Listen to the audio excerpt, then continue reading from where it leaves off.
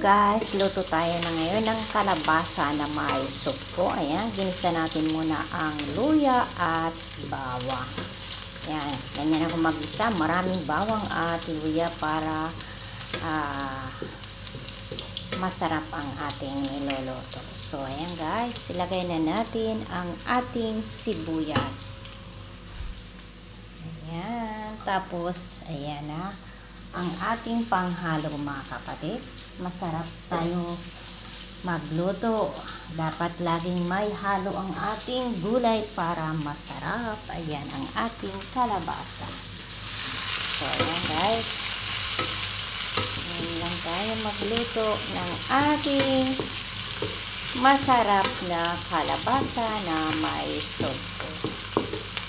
Ayan. Yung sugpo natin guys na marinate na yung kahapon ko pa yung pig-marinate sa black pepper, magic sarap at asin. So, nilagay ko sa rep. So, siguradong ang laman niya talagang malinamnam.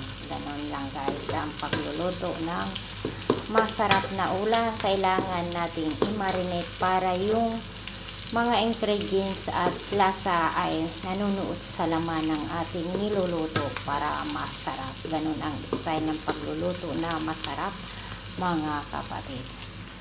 So, ilagay natin ang ating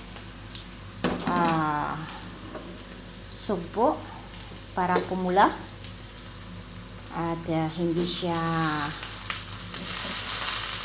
siya masyadong malata pag naluto kasi inaano natin sa kunting mantika. Ayan, para malasa ang ating niluluto. Siyempre yung ating halo, ginigisa natin yung para yun ang manuot sa ating gulay ang linamnam. Ayan. Hindi naman ako chipcook pero sa tagal ko na nagluluto, masarap ang ating luto. Di po sa kayabangan. Yan. Talaga masarap yan guys. Kasi templado na yan na aking panghalo dito sa gulay. Ayan guys. Ayan. Pumula na mga kapatid. Saka natin yan lalagyan ng asin. Mga rentados na pampasarap. So, ayan. Lagay na natin itong kalabasa. Ayan guys. Ito ay masyadong niliitan kasi ayoko ng durog na gulay. Ayan guys.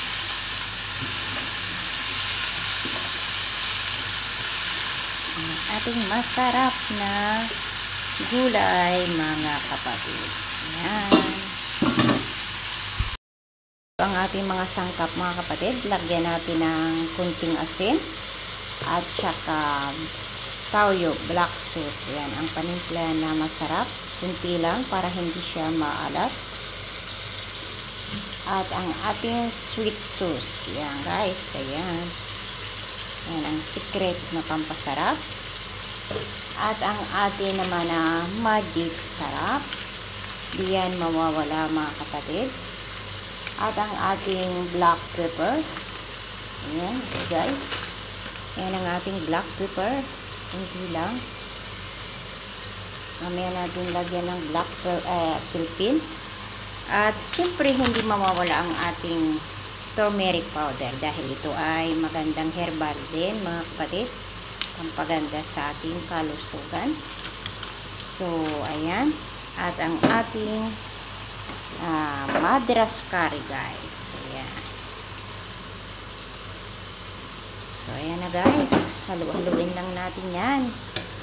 Tapos takpan natin. Hindi yan natin nilagyan ng tubig kasi sa sarili niyang katas natin muna yan palulutuin. Dadagdagan lang natin mamaya kung malut na nanuot na ang kanyang lasa sa ating gulay mga kapatid. Ganyan lang ang pagluluto niya guys. Tatakpan lang natin ito pagkatapos natin halo-haloin. Guys, inalus na natin ang takip. So, nilagyan natin ng malaking sili at ito na, lagyan natin ng kunting tubig. Pampaluto sa ating kalabasa. Ayan, isang tasa guys. Okay na yan. Ayan. Ayan, papakuluan natin yan. Pag naluto na, okay na. Guys, done na. Ready to eat na ang ating masustansyang gulay with shrimp.